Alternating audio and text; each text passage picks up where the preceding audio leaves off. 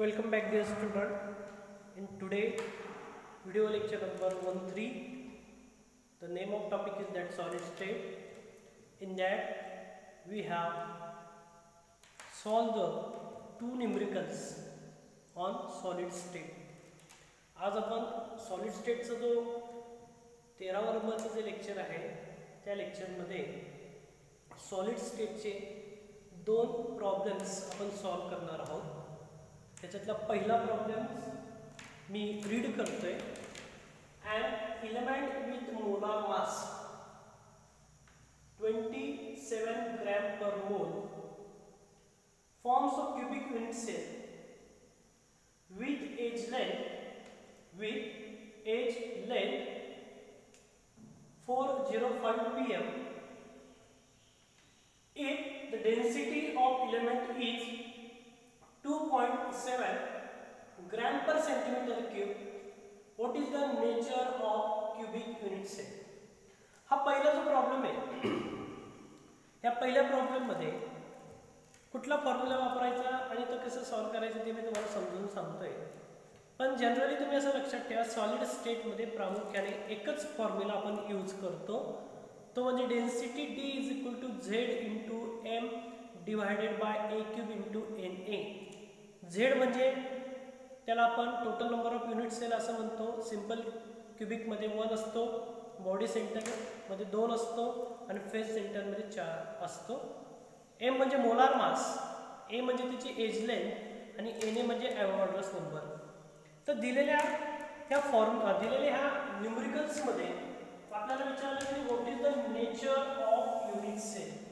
आता nature of unit cell आपल्याला determine करायचं असेल तर नेचर कशावर डिटरमाइन करू शकतो. जर z ची किंमत 1 आली तर आपण म्हणू शकतो it is a simple cubic structure. जर z ची किंमत 2 आली तर आपण त्याला म्हणतो बॉडी सेंटर क्यूबिक स्ट्रक्चर, आणि z ची किंमत जर 4 आली तर त्याला आपण म्हणू शकतो फेस सेंटर क्यूबिक स्ट्रक्चर. मग आता आपल्याला हा प्रॉब्लेम सॉल्व करायचा आहे.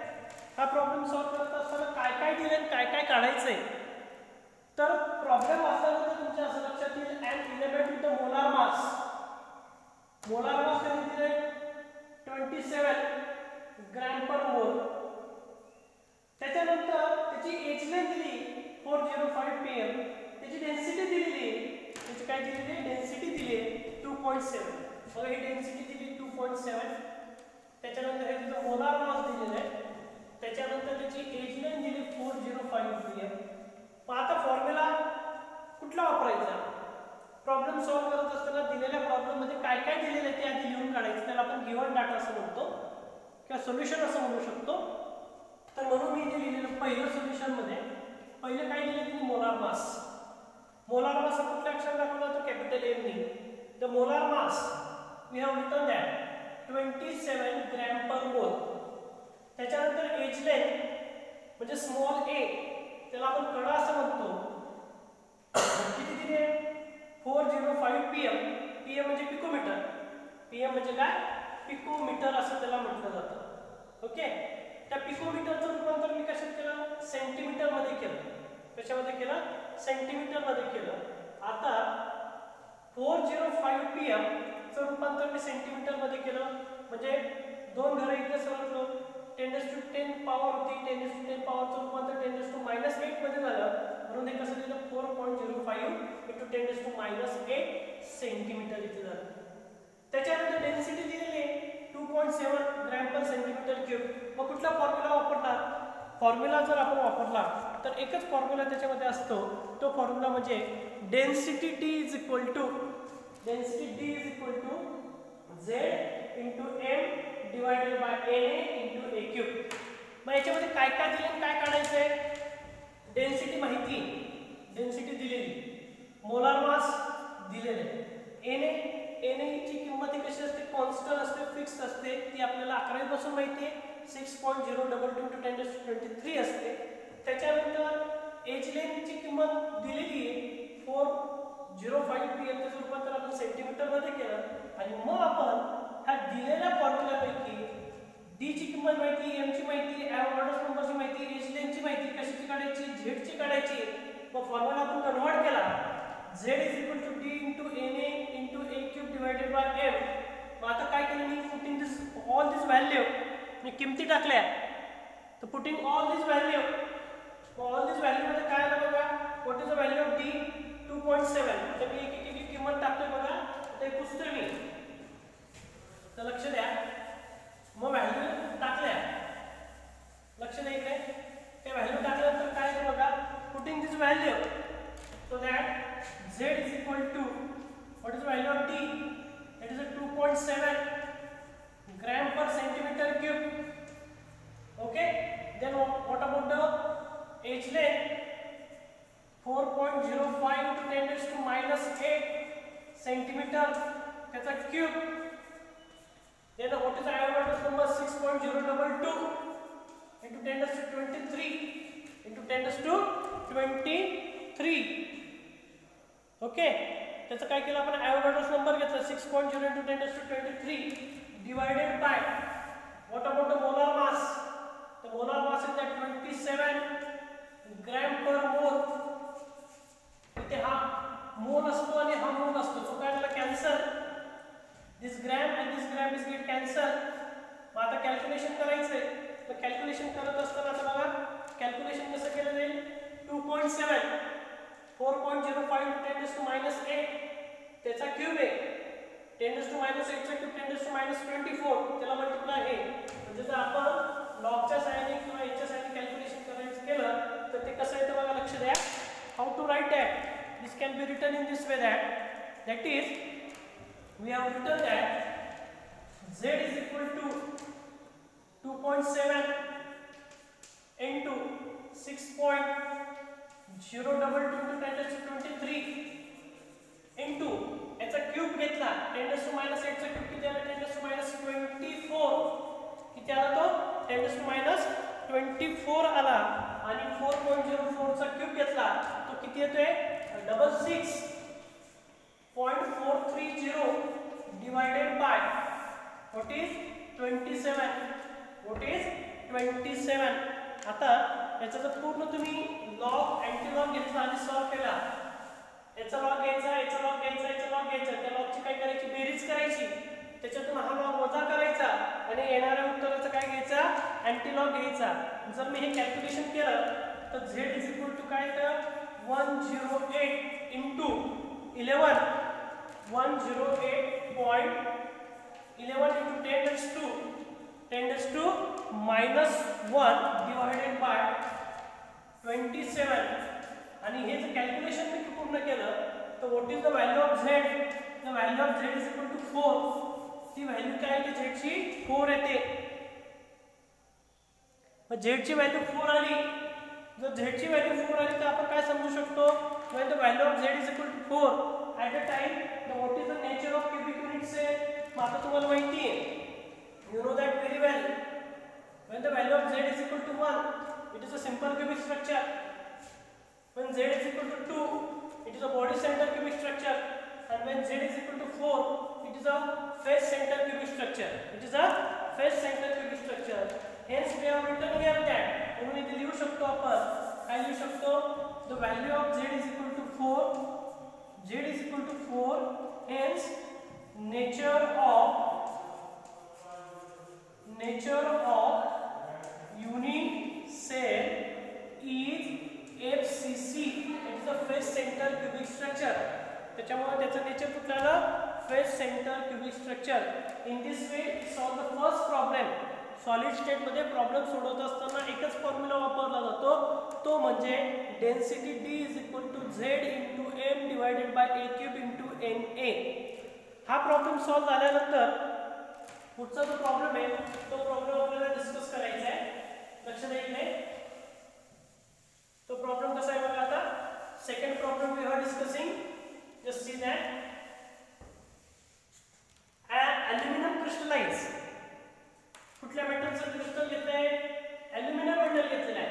Aluminium metal crystallise in the CCP structure cubic close pack structure with unit cell edge length. त्याची एज लेंथ किती दिली 353.6 pm. त्याची एज लेंथ किती दिली 353.6 pm.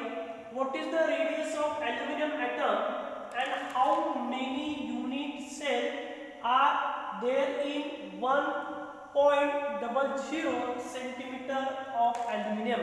हा प्रॉब्लेम त्यांनी आपल्याला दिलेला आहे. मग हा प्रॉब्लेम कशावर डिपेंड आहे? हा प्रॉब्लेम आपल्याला सॉल्व करण्यासाठी आपण मागच्या वेळेस पॅकिंग इफिशियन्सी डिटरमाइन केलेली होती. पॅकिंग इफिशियन्सी मध्ये सिंपल क्यूबिक स्ट्रक्चर असेल, बॉडी सेंटर क्यूबिक स्ट्रक्चर असेल आणि फेस सेंटर क्यूबिक स्ट्रक्चर असेल. त्याच्यामध्ये आपण पॅकिंग इफिशियन्सी डिस्कस केलेली होती. त्या पॅकिंग इफिशियन्सी मध्ये आपल्याला रेडियस आर आणि एज लेंथच्या बाबतीत माहिती भेटलेली होती. त्याचं रिलेशन आपल्याला माहिती होतं. What is the radius relationship between the edge length a and radius r in simple cubic structure. Simple cubic structure मध्ये काय होतं relationship? Radius is equal to what is radius is equal to a/2 बरोबर. Then what about the body centre and what about the face centre. आता BCC साठी काय होतं ते radius r is equal to square root of 3/4 into a, square root of 3/a into 4, and the F6 face center cubic structure is that square root of 2 divided by 4 into a. These are the relationship. Okay, these are the relationship between the radius and edge length. मग आता आपल्याला काय विचारलंय?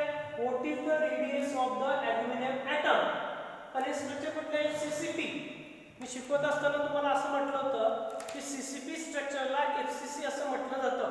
त्याचा coordination number 12 असतो, हे पण तुम्हाला सांगितलं होतं. आता फसवण्यासाठी ते CCP स्ट्रक्चर दिलेलं आहे. बऱ्याच मुलींचा असं संभ्रम होईल की CCP स्ट्रक्चर तर आपल्याला सरांनी शिकवलेलं नाही. सिंपल क्यूबिक स्ट्रक्चर शिकवलंय, बॉडी सेंटर क्यूबिक स्ट्रक्चर शिकवलंय, फेस सेंटर क्यूबिक स्ट्रक्चर शिकवलंय, मग CCP शिकवलेलं नाही. तर CCP म्हणजेच काय वाढलो? FCC. ओके. मग आता हा प्रॉब्लेम आपल्याला सॉर्ट आउट करायचा आहे, सोडवायचा आहे. म्हणून मी इथे असं लिहू शकतो, लक्ष द्या.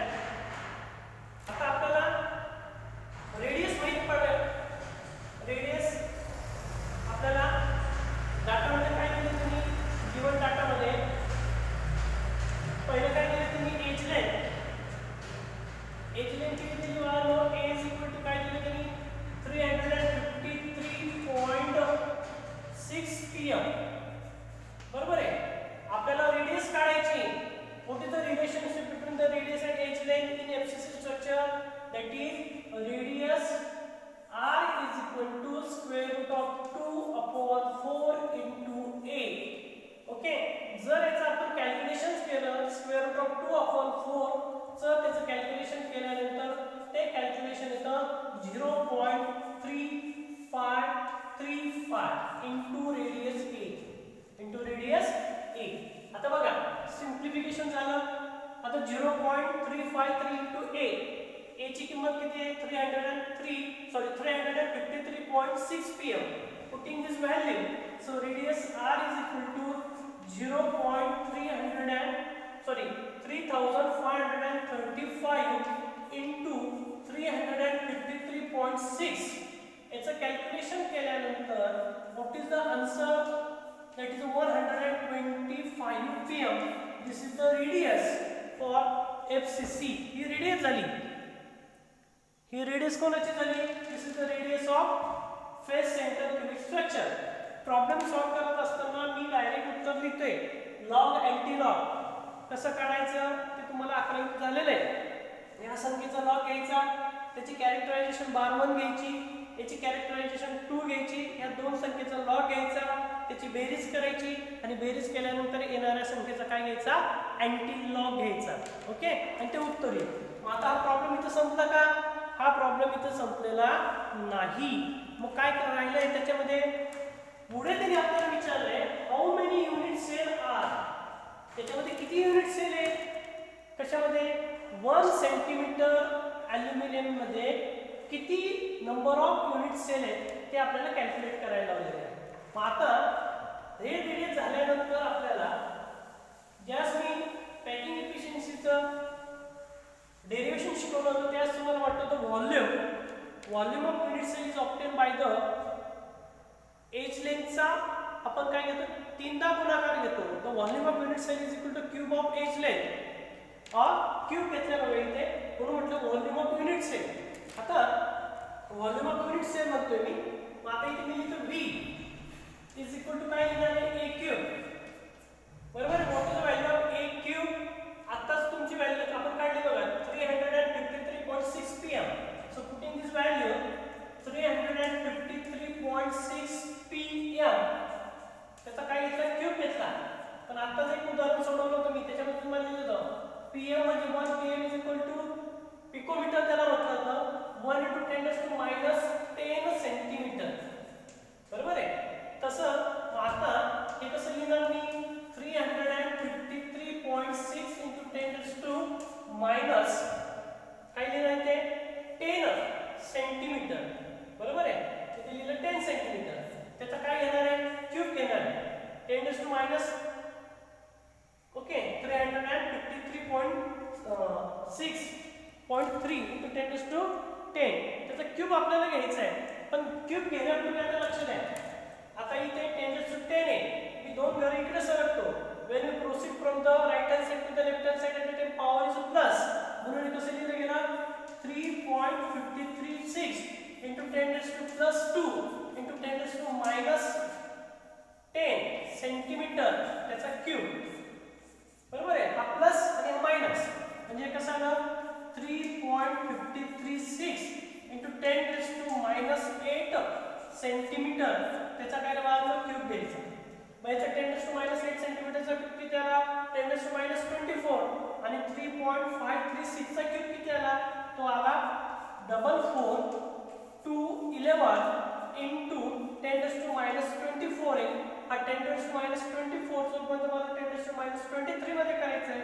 एक घर मी इकडे सरकलो 4211 10⁻23 सेंटीमीटर. हा काय आला, व्हॉल्यूम आला. हा काय आला तुमचा, व्हॉल्यूम आला. आता इथे संपला का प्रॉब्लेम, इथे प्रॉब्लेम संपलेला नाही. तर त्यांनी काय विचारले, हाऊ मेनी युनिट्स आहे, युनिट सेल डिटरमाइन करायचे आहेत आपल्याला. मग युनिट सेल डिटरमाइन करायचे असतील तर फॉर्म्युला आपल्याला काढावा लागतो. Total number of unit cell is equal to total volume divided by size of each unit cell. आता लक्ष द्या, आता याच्यामध्ये ज्यावेळेस आपण कॅरी आउट केली तर कॅरी आउट केल्यानंतर तुमच्या असं लक्षात आलं असेल की याच्यामध्ये शेवटचं त्याच्यामध्ये राहिलेलं आहे. आता व्हॉल्यूम ऑफ युनिट सेल काढायचं आहे, सॉरी टोटल व्हॉल्यूम. आता total number of unit cell is equal to total number of unit cell is equal to total volume divided by size of unit cell. Size of unit cell किमती टाकायच्या. Total volume दिलेला आहे त्यांनी, त्याच्यात size of unit sale म्हणजे आपण calculate केलेली ती. ओके. आणि त्याचं कॅल्क्युलेशन केलं तर कॅल्क्युलेशन केल्यानंतर जे काही उत्तर येतं ते म्हणजे किती येतं बघा, 100 डिवाइडेड बाय. आता त्याच्यामध्ये त्यांनी विचारलेलं आपल्याला 100 divided by then size of unit cell. आता साइज काढली होती बघा आपण 4.421 × 10⁻23 आणि याचं कॅल्क्युलेशन ज्यावेळेस आपण सिम्प्लिफिकेशन करतो ते येतं 2.261 × 10⁻+23. हा एक घर इकडे सरकला म्हणजे ते आलं 2.261 × 10⁻22 म्हणजे त्याच्यामध्ये किती नंबर ऑफ युनिट सेल आले, 2.26 × 10⁻22.